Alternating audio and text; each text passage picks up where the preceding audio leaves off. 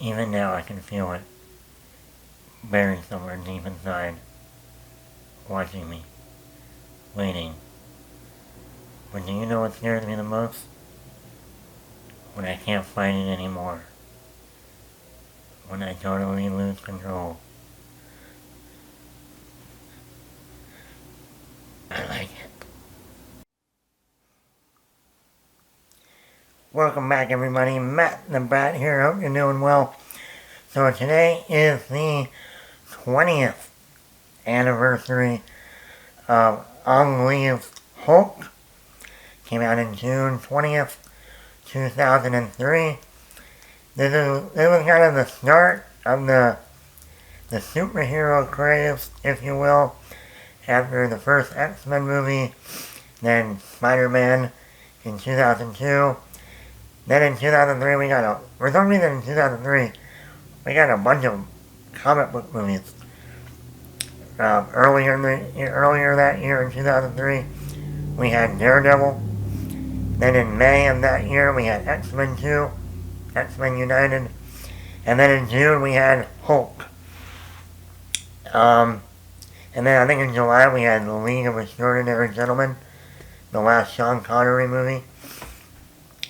So, yeah, comic books were starting to have a boom after the success of X-Men and Spider-Man. And the funny part is, back in the day, when you wanted to watch a trailer for a movie, there was no YouTube in the early 2000s.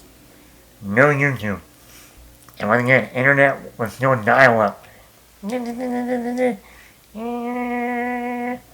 know, that wonderful noise you would hear. When you didn't hear that noise, you didn't get excited. That means there was a problem. But when you heard that noise and the dial-up, then you got excited. But anyway, back in the day, there was no YouTube. So in order to watch a trailer for a movie on the computer, instead of just going to the theater and hoping that trailer would show before the movie you were watching, they had this thing called QuickTime Player.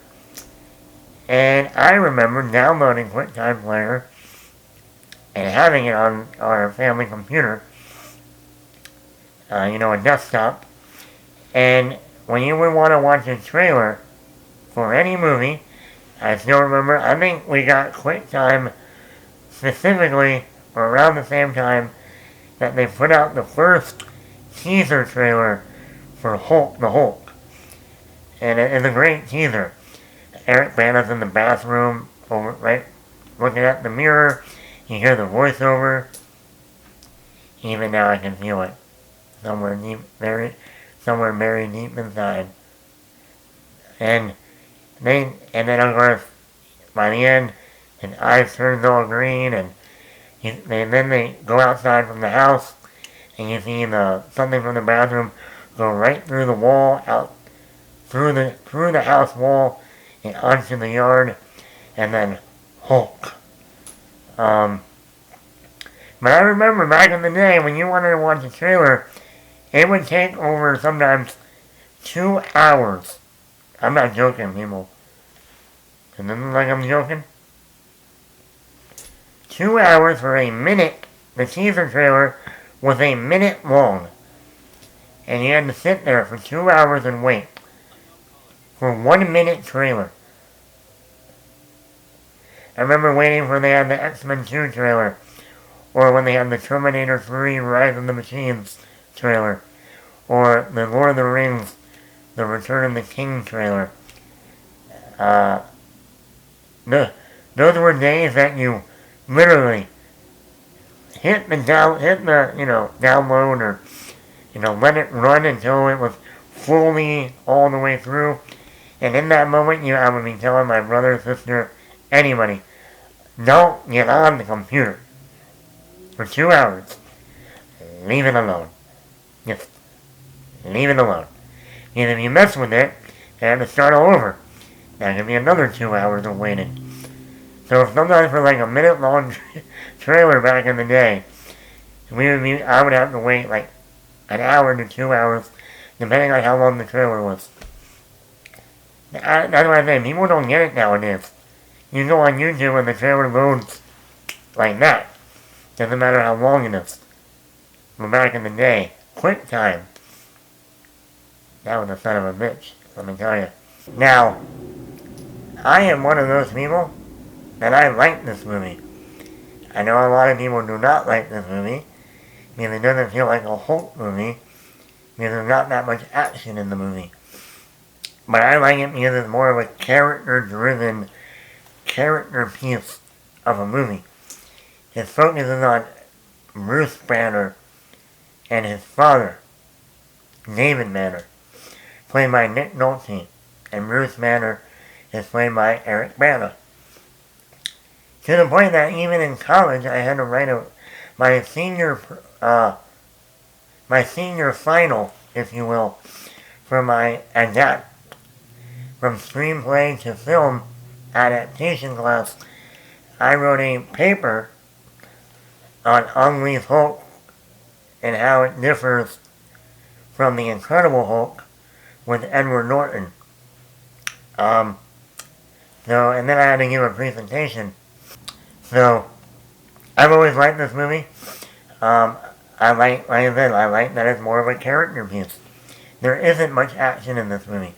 You have the dog fight sequence in the woods with Hulk and the rabid dogs, and then you got the desert scene with the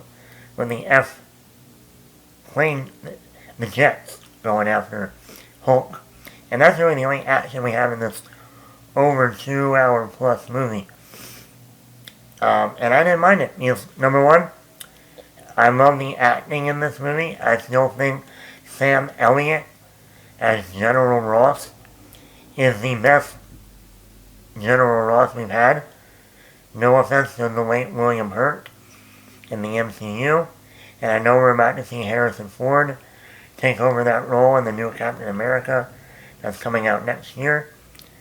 But I still think Sam Elliot is the best General Ross. I kind of wish after the late William Hurt passed away, I was really hoping they were going to call up Sam Elliot and say, hey, you want to reprise your role as General Ross in the MCU? They did it with J. Jonah Jameson, J.K. Simmons. I was kind of bummed about that. Also, we got Jennifer Connelly in here. She is one of my favorite actresses, like number one. Number two outside of Amy Adams. She was just coming off of her Academy Award win for A Beautiful Mind at the time. And once again, I think she is also the better Betty Ross outside, compared to Liv Tyler in The Incredible Hulk. So you got two actors in here that still to me are the perfect casting for those roles. And then Nick Nolte as the father, I thought Nick Nolte did a great job. I think between the Hulk movie and his performance in Warrior with Tom Hardy and Joel Edgerton, to me those are his two best performances. Yes, this movie is very dark. For a comic book movie, it is dark. You also have Josh Lucas in here, which I miss that guy. I feel like he doesn't do that much. We see him in Yellowstone from time to time right now, but that's about it. He was really big in the early 2000s. Hulk, A Beautiful Mind, Sweet Home Alabama. I don't know what happened to him. But like I said, this is a dark movie. This is probably one of the darker movies in any comic book film. And like I said, this was before The Dark Knight. It's a dark story. I mean, you open the movie with the father killing his wife. And the child is watching this happen. That's how you start this movie. And I love the music. The score in this movie is still to me one of the best scores in comic book films. I love it. It's dark, yes, but something about it just works. It works very, very well. It's a complex story. between, now, I like how it has themes of parents and their children. And you see that in both the relationship between David Banner and Bruce Banner, but you also see it between General Ross and Betty Ross. Even their relationship isn't great. And you definitely see these two parent-child relationships on screen. And like I said, it adds to the movie. And when we do get the action, I think the action is pretty good. The dog fight scene in the woods, it was cool, in my opinion.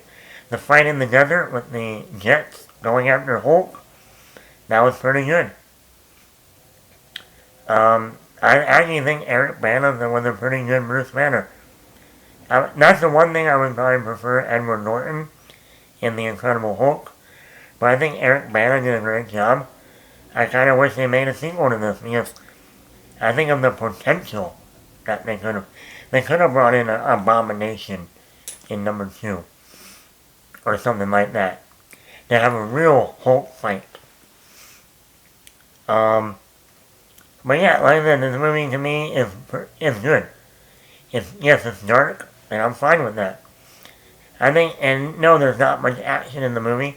This kind of has the same effect of Superman Returns with Brandon Ross, Kevin Spacey, and Kate Bosworth, where there's almost very little to no action in that over 2 hour and 20 minute Superman movie. But it's focused on character and character the complexities of being Superman. And I like that. I like that story once in a while. Where it's not just action, action, action. You want that character focus. And I think this movie, Hulk, does that excellent.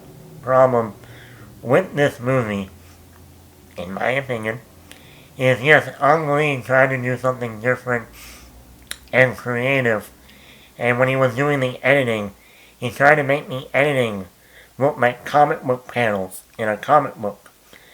With how he was editing, where you see one scene shown in different angles, but in a comic book panel. And I think that's where it was cool when you first see it, but then when you watch the movie over and over again, it gets very distracting. Because you're like, do I look over here? Do I look over here? Do I look down here? Do I look over there? Do I look over here? And it's just like, can we just focus on one shot? I think it's great. I think the character-driven, complex story is awesome in here. We don't get that very much in comic book movies. I think the score is excellent in this movie. And I don't condemn Ang Lee for doing something different. That's what he does. The guy who did Crouching Tiger, Hidden Dragon, Brokeback Mountain. I mean, he takes risks. And he took a risk in the early days of comic book films. And maybe it didn't pay off to some people. I kind of enjoy it. I like going back and watching this movie. So, have you watched Hulk, the Ang Lee version from 2003 with Eric Bana, Jennifer Connelly, Nick Nolte, and Josh Lucas, and Sam Elliot? Let me know in the comments below.